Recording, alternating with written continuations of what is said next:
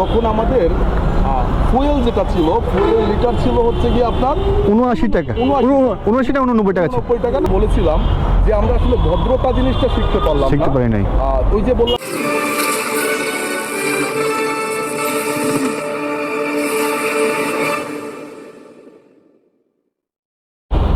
আসসালামু আলাইকুম ভাই। ওয়ালাইকুম সালাম ওয়া রাহমাতুল্লাহ। ভাই কি রাইড শেয়ার করেন নাকি? ভাই আমি রাইড শেয়ার করি। আচ্ছা, কিছু কথা বলা যাবে নাকি? অবভিয়াসলি বলা যাবে ভাইয়া। আচ্ছা, আপনাদের এখন রাইড শেয়ারের ব্যবস্থাটা কেমন চলতেছে? ভাইয়া আমাদের রাইড শেয়ারের ব্যবস্থাটা এখন বর্তমানে এমন একটা সিচুয়েশনে গিয়ে পৌঁছাইছে যে আসলে আমরা ভাই ভাই আর একটু জোরে বলেন, আর জোরে বলে খুব ভালো হতো আর কি। ভাইয়া আমাদের রাইড হ্যাঁ। শেয়ারের ব্যাপারটা এমন একটা সিচুয়েশনে গিয়ে পৌঁছাইছে হ্যাঁ হ্যাঁ হ্যাঁ যে আমরা মানুষের সঙ্গে সুন্দরভাবে কথা বলতে পারি না। হ্যাঁ, আর বিভিন্ন শ্রেণীর মানুষ এসে হচ্ছে রাইড শেয়ারের সঙ্গে ইনভলভ হয়ে গেছে। ইনভলভ হয়ে গেছে। হ্যাঁ, আর ওখান থেকে মানে সুন্দরভাবে যখন একটা যাত্রী মানে হচ্ছে আমাদের একটা ক্লায়েন্ট, হ্যাঁ, client। ওনাদের সঙ্গে যখন আমরা ভালো একটা বিহেভিয়ার করতে পারি, হ্যাঁ হ্যাঁ তখন হচ্ছে ওনারা আমাদেরকে রেসপেক্ট করবে। রেসপেক্ট করবে। হ্যাঁ, রেসপেক্ট করবে। হ্যাঁ, বিভিন্ন শ্রেণীর মানুষ যখন আমাদের এখানে এসে যুক্ত হয়েছে রাইড যুক্ত হয়েছে। শেয়ারের সঙ্গে, হ্যাঁ হ্যাঁ, সেটা একদম নিম্ন শ্রেণীর থেকে রিক্সা চালাইতো, যেমন রিক্সা চালাতো এখান থেকে চলে আসছে। এক্স্যাক্টলি মাঠে কাজ করতো, রিক্সা চালাতো, হ্যাঁ। তখন হচ্ছে তারা এসে তখন ইনভলভ হয়েছে। হ্যাঁ। রাইড শেয়ারের পরিস্থিতিটা এখন এমনটা খারাপ অবস্থায় গিয়ে পৌঁছেছে, আমি জানি না এটা আসলে সমাধান কি। মানুষের সঙ্গে কথা বলতে সমাধান পারতেছি না, বাট একজন মানুষ হয়তো 5 জন মানুষকে আমরা নষ্ট করি, তাদের সঙ্গে সুন্দরভাবে বিহেভিয়ার করতে পারতেছি না, সেটা তো আমি পারতেছি, আরেকজন পারতেছি। আচ্ছা, একটা কোশ্চেন আমার, কিছু কিছু জায়গায় দেখা যায় এরকম, আমি মাঝে মাঝে রাইড শেয়ার করি, কিছু কিছু জায়গায় দেখা যায় যে একটা যাত্রী আসে, কন্টাকেই একটা যাত্রী আসে, একটা রাইডার কথা বলতেছে, ওই যে দেখা যায় আরও কয়েকটা হুন্ডা আইসা ওই যাত্রীটা নেওয়ার জন্য লাফালাফি করে। মানে এইটা কেন করে তারা? আচ্ছা, এইটা করার রিজন হলো এটাই, ওই যে আমি আপনাকে একটা কথা বলেছিলাম যে আমরা আসলে ভদ্রতা জিনিসটা শিখতে পারলাম না। শিখতে পারি নাই। ওই যে বললাম যে কিন্তু বিভিন্ন শ্রেণীর মানুষ এসে বিভিন্ন পেশায় যুক্ত ছিল, হ্যাঁ। তারা এসে হচ্ছে গিয়ে এখন রাইড শেয়ারের উপরেই নির্ভর করতেছে যে এটাই সব। হ্যাঁ, এটাই সব আসলে। এখান থেকে যদি কিছু আর্ন করতে হয় সেক্ষেত্রে হচ্ছে যে আমাদের ক্লায়েন্টদের সঙ্গে আমাদের খুব সুন্দরভাবে ব্যবহার করতে হবে করে তারপর তাদের সঙ্গে কথা বলতে হবে। যেমন আমরা হচ্ছে গিয়ে আগে যখন ভাড়া নিতাম, একটা মানুষকে যখন ভাড়া কন্ট্যাক্ট করে নিতাম, হ্যাঁ, হ্যাঁ। তখন হচ্ছে তারা সুন্দরভাবে এসে মনে করেন যে কথা বলতো। 200 টাকা ভাড়া চাইতাম, তারা হয়তো 20 টাকা 50 টাকা কম বলতো। একটা সময় সমঝোতায় আসতো। কিন্তু আমি যখন ভাড়াটা তার সঙ্গে ডিসকাস করি, তখন এসে 4-5টা বাইক জমা যায়, তাহলে তারও মন মাইন্ড নষ্ট হয়ে যায়। যত বাইক আছে তারা কমে যেতে পারো। যারা যাতায়াত করে তারা কিন্তু ভদ্র ফ্যামিলির ছেলে পেলে, হ্যাঁ অবশ্যই এগুলো জিনিস সিম্পল জিনিসটা পছন্দ করে না, তখনই তাদের মন মাইন্ড নষ্ট। তখন হচ্ছে তারা 200 টাকার ভাড়া 50 টাকা বলে। তো একটা পর্যায়ে দেখা যায় যে আমাদের ওটাই হয়তো ওনাদের কাছ থেকে নিতে হয় বাধ্যতামূলক। আর তার জন্য আমাদের রাইড শেয়ারের পরিস্থিতি এখন মানে একেবারে কর্ম জীবন থেকে মনে করেন কিন্তু একেবারে নিকৃষ্ট পর্যায়ে চলে গেছে রাইড শেয়ার জীবনটা এখন না। এক্স্যাক্টলি এটাই রাইড শেয়ার জীবন। হ্যাঁ, আবার আচ্ছা, আপনারা এখন সবচেয়ে কমফোর্ট কোনটা লাগে, পাঠাও অ্যাপে না উবার অ্যাপে নাকি কোনটাকে, মানে সবচেয়ে কমফোর্ট সবচেয়ে ভালো লাগে কোনটা নিলে আর কি? আচ্ছা, এই যে একটা ইম্পর্টেন্ট একটা পয়েন্ট আপনি তুলে ধরছেন। আসলে বিষয় হইতেছে যে আমরা যখন অ্যাপস ইউজ করতাম, হ্যাঁ, তখন আমাদের ফুয়েল যেটা ছিল, ফুয়েলের লিটার ছিল হচ্ছে গিয়ে আপনার 79 টাকা, 79 টাকা 89 টাকা ছিল। 90 টাকা না 79 টাকা এমনটাই ছিল। 79 টাকা মনে হয়। হ্যাঁ, 79 টাকা একটা ছিল, এরকম মনে নেই আমার। ছিল।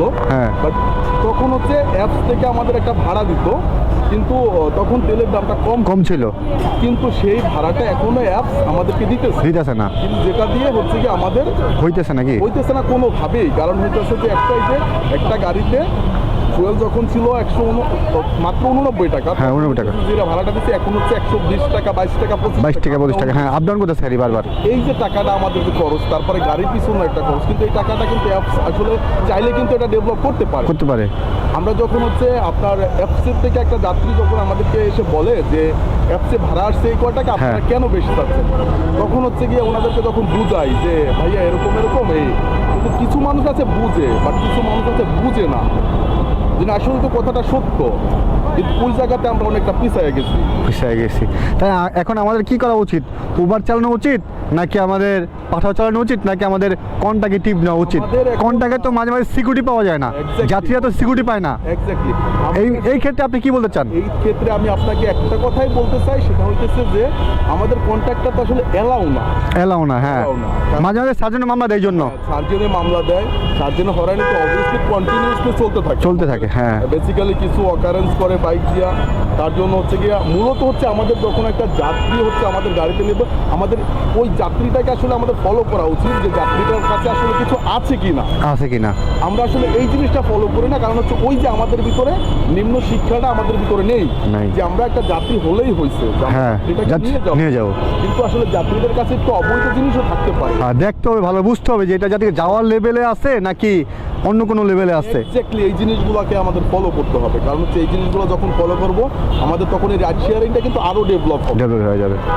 তো এখন হচ্ছে কি আমি যেটা দেখতেছি দিনে দিনে মানে রাইড শেয়ারের যে বাইকগুলো বাড়তেছে, মানে কমতেছে না। যেখানে যেতেছি ওখানে দেখতেছি যে হাজার হাজার বাইক পার্ক করা, মানে কন্ট্যাক্ট টিপ নেওয়ার জন্য। মানে এই বিষয়টা কি বলেন আপনি এখন, এটা কীভাবে দেখতেছেন আপনি? আচ্ছা, এই জিনিসটাকে আমি সর্বোপরি বলবো যে এই জিনিসটা আসলে খারাপ একটা পর্যায়ে, কারণ হচ্ছে যখন আমরা এই কন্ট্রাক্ট কিন্তু এটা ইলিগেল, কারণ Illegal, হ্যাঁ। না, কারণ হচ্ছে গিয়ে যখন একটা গভর্নমেন্ট অনুমোদিত থাকবে যে না এই বাইকটা হচ্ছে গিয়ে রাইড শেয়ার করে, হ্যাঁ। কারণ হচ্ছে আমরা এটাই চাই যে সবসময় যে না গভর্নমেন্ট আমাদেরকে একটা পারমিশন দেয়। হ্যাঁ, সে বিনিময় পারমিশনের বিনিময়ে তো গভর্নমেন্ট যদি আমাদের কাছ থেকে কিছু নিতেও চায় যে না একটা কিছু টাকা দিতে হবে, হ্যাঁ, হ্যাঁ, হ্যাঁ। এটাও কিন্তু একটা প্রফেশনাল রাইডার কিন্তু দিবে, অবশ্যই দিবে। অবভিয়াসলি দেবে, কারণ দেওয়াটা রিজন তো এটা তার দায়িত্ব। হ্যাঁ হ্যাঁ। আর যখন আমরা একটা বাইক কিনি 70,000 টাকা 1 লাখ টাকা দিয়ে একটা বাইক বাইক কিনে কিনে হচ্ছে কি আমরা ride রাস্তায় share শুরু বের হয়ে করি। আমরা সারাদিনে 1,000 টাকা আর্ন করবো, এটা চিন্তা করে, কিন্তু হচ্ছে গিয়ে ওই যাত্রী হরানি হয়, যাত্রী হয়রানি হয়। কারণ এক্স্যাক্টলি। যাত্রীর কোনো নিরাপত্তা থাকে না। এমন আমার তো আমি যে ভালো মানুষ সেটাও তো কিভাবে বুঝবে যাত্রী? আমি তো যাত্রীকে বিভিন্ন জায়গাতে বিভিন্ন পত্রিকায় বিভিন্ন নিউজে দেখা যায় যে একটা যাত্রী হচ্ছে গিয়ে একটা যাত্রীকে নিয়ে হচ্ছে গিয়ে একটা রাইডার হচ্ছে গিয়ে একটা অকারেন্স সৃষ্টি করে, হ্যাঁ। একটা খারাপ একটা পর্যায়ে নিয়ে পর্যায়ে নিয়ে যায়, হ্যাঁ। তো হচ্ছে গিয়ে যখন একটা পারমিশন থাকবে যে আমার ডকুমেন্টসগুলো গভর্নমেন্টের কাছে থাকবে, থাকার পরে তখন দেখা যাবে যে ওই ডকুমেন্টস দিয়ে আমি যদি কোনো অকারেন্স করি সেক্ষেত্রে হচ্ছে ওটা দেখা যাবে গভর্নমেন্ট আমাদের ব্যাপারে হয়তো মনে ওটা আইনগত ব্যবস্থা নিতে পারবে। থেকে আমরা সেই অকারেন্স থেকে অন্তত বিরত থাকতে পারবো।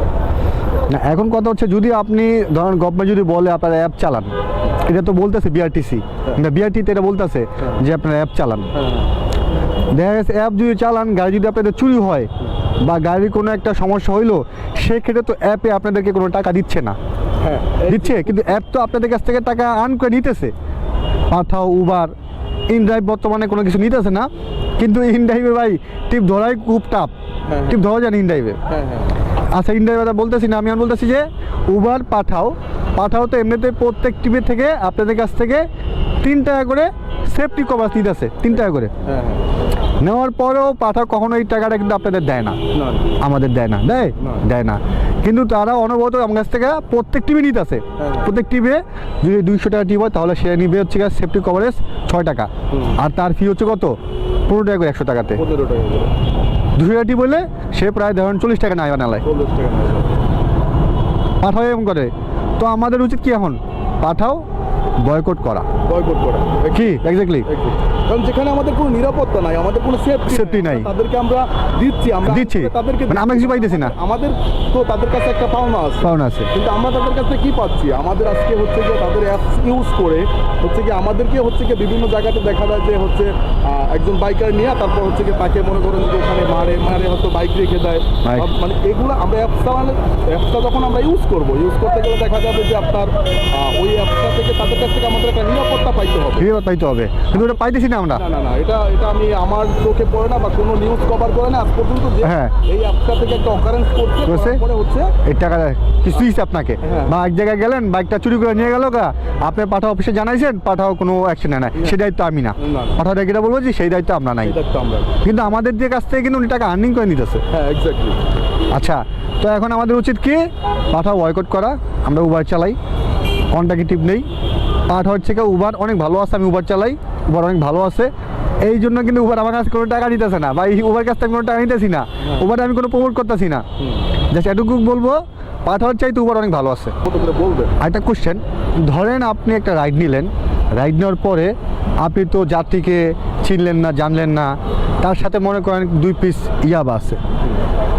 এখন যাওয়ার পথে পুলিশ আপনাকে রাস্তায় চেক করতেছে, চেক করতে থাকে না মাঝে মাঝে, হ্যাঁ, হ্যাঁ। চেক করে 2টা পাইলো, পাওয়ার পর এখন আপনি কি করবেন?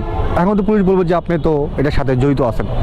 অবভিয়াসলি আসলে এখানে পুলিশ বিষয়টা জড়িত আছে, সরাসরি ডিরেক্ট বললে এটা আমি আসলে না, পুলিশ এরকম বলছে, এরকম একটা ঘটনা ঘটছে। হ্যাঁ ঘটছে, এরকম ঘটনা আমার সঙ্গে একটা ঘটনা ঘটছে, আমি পরে আপনাকে বিষয়টা শেয়ার করব। দেন হচ্ছে গিয়ে যে এরকম পুলিশ আমাদের প্রশাসন যারা আছে তারা আসলে এগুলো যখন জাজ করবে যে না আসলে সে হচ্ছে একটা রাইডার শেয়ার করতেছে না, পুলিশের কি উচিত? পুলিশের উচিত ভালো করে জাজ করা, তাই তো? জাজ করা। আচ্ছা, তারপর বলেন। ভালো করে সেটা জাজ করা যে আসলে সে একজন রাইট শেয়ার করে। আর হচ্ছে কি 2 পিস ইয়াবার কথা আপনি বলেছেন, মাদক আসলে সবসময়ের জন্যই খারাপ, মাদককে আমরা সবসময়ের জন্য না বলি। দেন হচ্ছে গিয়ে ওই মাদকটা হচ্ছে সে যখন মনে করেন যে কি যে সে পকেটের একটা চিপার ভিতরে নিচ্ছে। এখন আমার কিন্তু ওই রাইটটা নাই তার পকেট চেক করার, পকেটের ভিতরে কি আছে না আছে। যখন হচ্ছে গিয়ে একটা চেকপোস্টে পড়বো, চেকপোস্ট থেকে যখন হচ্ছে গিয়ে পুলিশ বা আমাদের প্রশাসন যখন এটা চেক করবে যে তখন হচ্ছে গিয়ে তার কাছে যখন জিনিসটা পাইবে তখন যখন রাইডারের কাছে জিজ্ঞাসা করবে যে আপনার কি সে তাকে হচ্ছে গিয়ে মানে ভাড়ায় নিয়েছেন কিনা, তখন বলে যে ভাড়ায় নিয়েছি। দেন সেখানে আসলে আমি মনে রাইডারের কোনো দোষ নাই, কোনো অপরাধ আছে বলে আমার কাছে মনে হয় না, কারণ মনে হয় সে হচ্ছে পেটের দায় হচ্ছে রাইড শেয়ার করতে। সেটা তো সবাই জানে, কিন্তু এই বিষয়টাই আইন শৃঙ্খলা বাহিনী বুঝতে চেষ্টা করে না। আচ্ছা, আইন শৃঙ্খলা বাহিনীর উপরে মনে করেন যে কিন্তু এই যে বললাম না যে গভর্নমেন্ট আসলে যেই আসবে ফোকাস দেওয়া উচিত। হ্যাঁ, কারণ হচ্ছে কি আমি এখন দেখতেছি আপনার মানে কর্মক্ষেত্রে বেশ কিছু যুবক ছেলেরা আছে আমরা যারা হইতেছে যে এই রাইড শেয়ারের উপরে আমাদের ফ্যামিলিটা নির্ভরশীল। কারণ হচ্ছে গিয়ে যে অনেক কর্মসংস্থানে বেকার ছিল মানুষগুলো। মানে হচ্ছে কি আপনার লাস্ট প্রায় 2 বছরের মতো আপনার আওয়ামী লীগ সরকার ক্ষমতায় থাকতেও দেখা যাচ্ছে যে মোটামুটি মনে করেন যে মোটামুটি ছিল। দেন হচ্ছে কি তারপর থেকে মানে দেশের আর্থিক পরিস্থিতিটাও খুব খারাপ হবে। জি ভাই, আর যদি আপনার যদি কোনো কোশ্চেন থাকে আমাকে করতে পারেন। এরপর যদি কোনো কোশ্চেন থাকে অবশ্যই আমি আপনার কাছে আসবো, আইসা দেখবো, এই ভিডিও ছাড়ার পর দেখবো পাবলিক কি বলে, ওনারা কি কমেন্ট করে, ওনাদের কমেন্ট অনুযায়ী আমি আবার একটা রিপ্লাই ভিডিও আপনাদের দিয়ে আবার তৈরি করবো। ওকে, ঠিক আছে, ভালো থাকবেন ভাই, আল্লাহ হাফেজ।